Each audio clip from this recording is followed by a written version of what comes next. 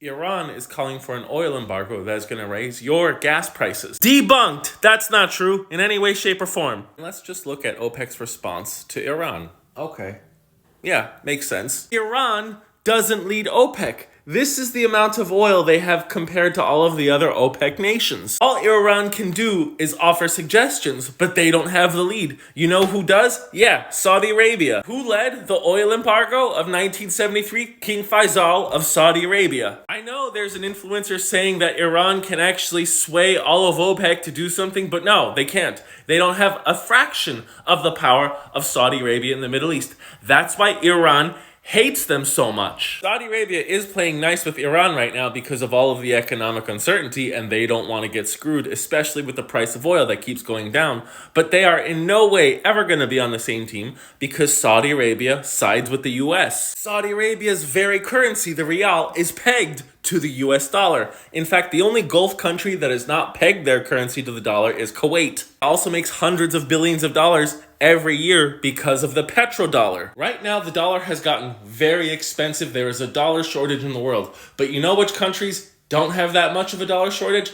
OPEC nations, including Saudi Arabia, because most of their oil is sold in dollars, meaning they get to enjoy a surplus of something everybody else desperately wants. And since Saudi Arabia is the leader of OPEC, and they desperately need to keep making US dollars, there's no way they're gonna go towards Iran's policy. OPEC doesn't sell a fraction of the oil to the US that it used to. Saudi Arabia and OPEC used to sell us over 70% of our oil. Now, they just sell 7%. We get 52% of our oil imports from Canada, 10% from Mexico, 3% from Colombia, and oh look, 4% from Iraq. The US is producing more crude oil than Russia or Saudi Arabia ever has. The most that either of these countries have ever produced was at most maybe 12 million barrels a day. We are now producing 13 million barrels a day. During the oil embargo in 1973, the US did not have the technology to extract oil as cheaply as they do today. And there's something else that nobody seems to take into consideration about the US,